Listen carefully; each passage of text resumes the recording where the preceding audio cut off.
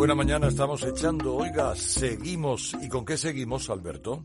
Pues mira, ahora que el presidente Donald Trump amaga con anexionarse Groenlandia, pues para explotar sus recursos naturales y otras tantas cosas, Javier Sierra llega con un hecho bastante curioso, un precedente, sobre el que, bueno, se lo introduzco. Estados Unidos ya saqueó en 1897 la única fuente de hierro que explotaban los inuits. Fue un meteorito gigante que ellos consideraban sagrado y que hoy puede verse en el Museo de Historia Natural de Nueva York. Javier Sierra, buenos días. Muy buenos días. Bueno, ahora que Groenlandia está de moda, ¿no? Pues vamos a sacar los, no trapos sucios, pero sí los trapos históricos que hay detrás de las relaciones entre Estados Unidos y Groenlandia. Y este es un capítulo interesantísimo. Lo primero, me parece fascinante que los inuits estuviesen extrayendo hierro de un meteorito que no era ni terrestre, o sea, quiero decir, y que a lo mejor ellos no lo supieron hasta que llegó alguien y que dijo, escúchame, que esto es un meteorito. Bueno, imagínate en las superficies heladas de Groenlandia, donde de repente atravesar la capa de hielo para llegar a tierra firme y adentrarte y encontrar vetas de mineral, pues es toda una proeza, muy complicado, ¿no? Es que hay una isla en Groenlandia que se llamaba la Isla del Meteorito, la llamaban así, ¿no? La Isla de Anillito, que es el nombre que le dieron al meteorito, lo llamaban el tabernáculo, que era sagrada. Iban como en peregrinación a ese lugar, raspaban ese meteorito, que ahora hablaremos de él, porque era una piedra enorme, y de ahí sacaban el hierro para sus arpones, para sus flechas, para las cosas que necesitaban, para sus cuchillos, ¿no? Y en 1897... el explorador del polo, ¿no? Robert Peary, decide comprárselo o canjeárselo o robárselo, ¿no? Porque al final fue casi un trueque a los inuit. Vale. Construye un pequeño ferrocarril desde el corazón de esa islita hasta la costa y fleta un barco para que se lleven una piedra que tiene 31 toneladas. 31 toneladas. 31 toneladas, 31.000 kilos. En aquella época era el meteorito más grande jamás encontrado. Estamos hablando de una roca de hierro y níquel, de proporciones muy grandes.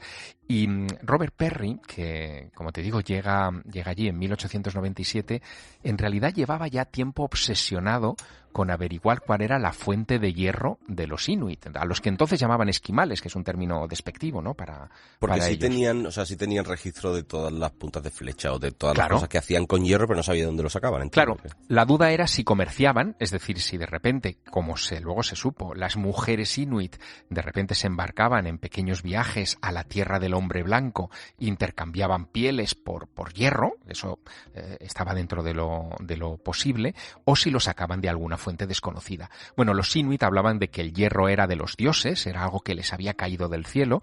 Robert Peary no prestó en principio mucha atención, pero empezó a obsesionarse con la idea de que pudiera haber una fuente cósmica enorme de ese mineral.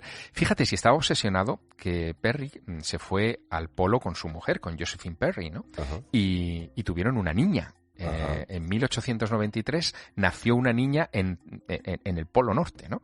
Y aquella niña le pusieron Anillito, de segundo nombre, porque ese era el nombre del meteorito, en fin, que estaba en las leyendas de los inuit, hasta que finalmente le llevan al lugar.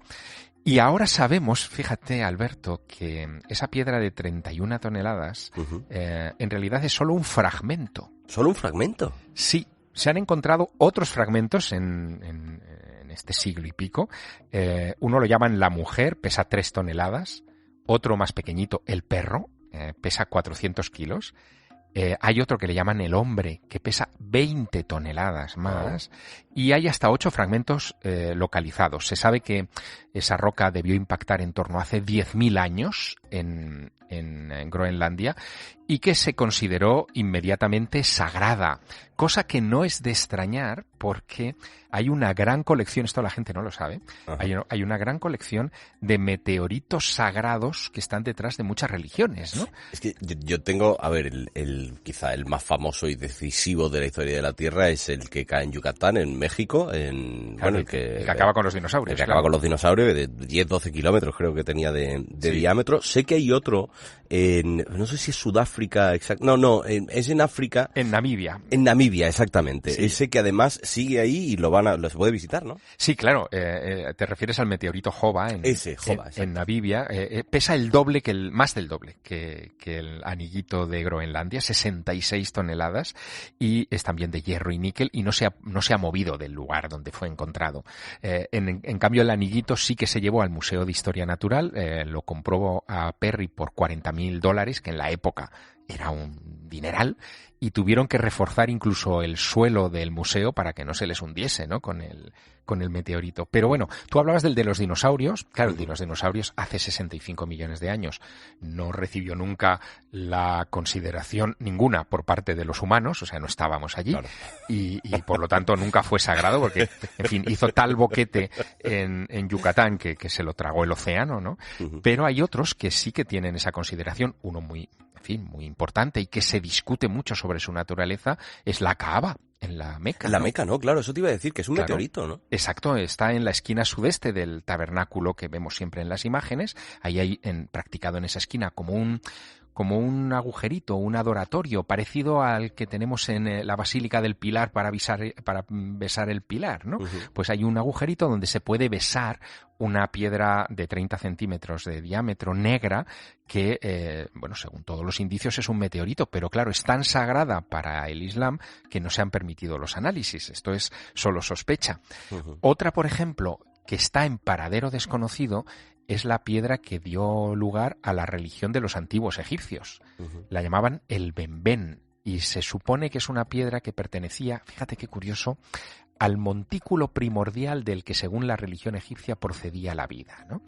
Esto se parece mucho a lo de la isla sagrada de los Inuit, ¿no? Es una isla, un montículo de donde viene la vida. Bueno, pues los egipcios creían algo parecido, y en Heliópolis, la antigua On de los egipcios, el Vaticano de los faraones, para entendernos, la veneraban encima de una columna. Era una piedra cónica de hierro que, en fin, tiene todos los indicios de que era un betilo, un meteorito. Uh-huh. Lo curioso, Alberto, es que esa piedra sagrada de la que parte la religión egipcia se reprodujo 1000 veces, montones de veces, en la iconografía egipcia. ¿Sabes cuál es el icono fundamental de esa piedra? Los obeliscos. Los obeliscos son una columna con una piedra cónica encima, es decir, que sería como la representación de esa piedra sagrada. Y luego quien sacaba también hierro de meteoritos y lo consideraban como muy importante fueron también los egipcios en tiempos de Tutankamón, ¿no? Es que te iba a decir que tenía entendido que no sé si era un puñal de... Exacto, la daga. De Tutankamón, ¿no? La daga de Tutankamón, sí. Cuando se descubre en 1922 la tumba de Tutankamón, Howard Carter se queda patidifuso cuando descubre que en esa momia del 1300 antes de Cristo había un puñal de hierro, porque Egipto no estaba en la edad del hierro, no se supone que no manejaban el hierro, era la edad del bronce todavía, ¿no? Uh-huh. Bueno, pues ese hierro no solamente era hierro, sino que es un hierro tan especial que no se oxida, es decir, que en los miles de años que estuvo enterrado no tenía restos de corrosión, porque no es hierro de la Tierra, es hierro mezclado con níquel de un meteorito. Porque claro, los meteoritos yo sé que tienen, sobre todo metales, hierro, níquel, cobalto, platino supongo, y otros tantos, pero claro, me parece fascinante que,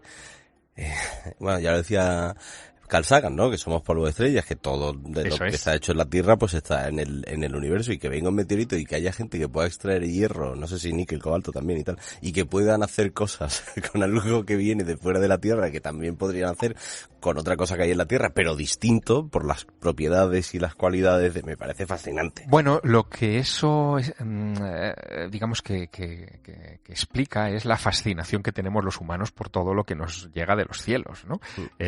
Tanto a nivel simbólico como a nivel real. Fíjate que en el caso de Tutankamón no solo es el puñal de hierro inoxidable que procede evidentemente de una fuente meteorítica, ¿no? Y que está en el Museo del Cairo, sino que, por ejemplo, algunas de las joyas de Tutankamón, esto tampoco se habla mucho, que son de cristal, uh-huh. no son de cristal de roca convencional, son de un cristal que procede de la arena fundida del desierto por el impacto de un cometa. ¿Qué dices? Sí, hay uno de los escarabajos trabajos famosos de Tutankamón, que en realidad está hecho de tierra vitrificada por un impacto cósmico de alta energía, que es lo que hizo que esa arena se solidificase, y se ha localizado el cráter de impacto en el desierto libio. Es decir, que los antiguos egipcios recorrieron cientos de kilómetros a través del desierto para llegar a ese lugar, extraer de ahí una veta de mineral y después darle la forma de un objeto sagrado para enterrar a uno de sus faraones. Claro, la historia es fabulosa, imagínate, da para 3 novelas, ¿no? Desde luego. Oye, ¿tú has estado en Groenlandia? No he estado en Groenlandia y tengo ganas, oye, igual hay que hacerlo pronto, antes de que la cosa se complique. Bueno, ahí está Ángel Expósito, que hablaremos en un rato con él a las 12:30. No sé, bueno, y quizás ya que estamos hablando de Groenlandia, pues me gustaría preguntarte cómo estás viviendo todo lo que está pasando en el mundo con Donald Trump, con esas pretensiones de anexionarse, territorios tan grandes como Groenlandia y así como el que no quiere la cosa, ¿no? Pues mira, ¿sabes de qué me estoy acordando?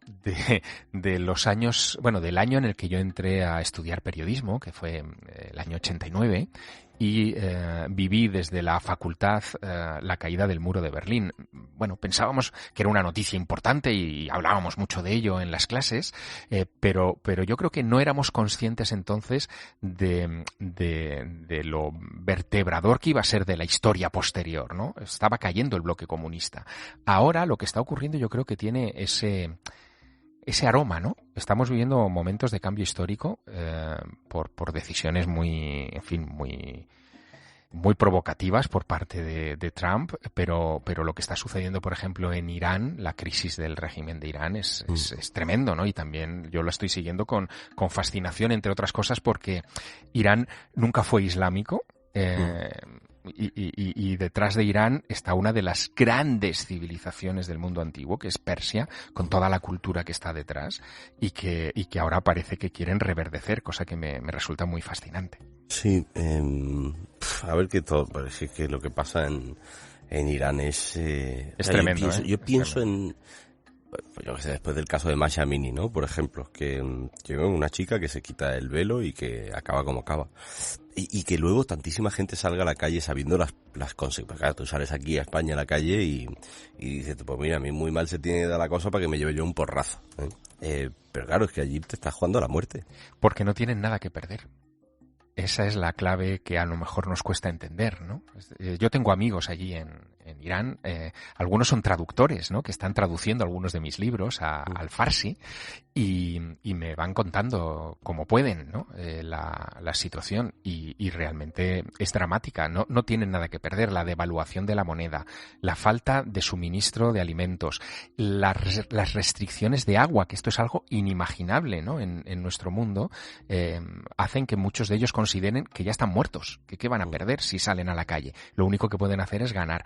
Por eso se ha producido esta movilización en más de un centenar de ciudades de Irán y esto es lo que está amenazando con cambiar el eje geopolítico del mundo, ¿no? Pasa que es curioso, ¿no, Javier? Cómo el ser humano pasa de indignarse a resignarse cuando ve que no hay un cambio posible, pero ¿qué será aquello que enciende la mecha de lo que acabas de comentar? No me queda otra, ¿no? No me queda otra alternativa y pasar de la resignación a la lucha, ¿no? Bueno, es el momento del héroe, ¿no? Lo que podríamos llamar así, ¿no? El momento del héroe, cuando ya lo has perdido todo.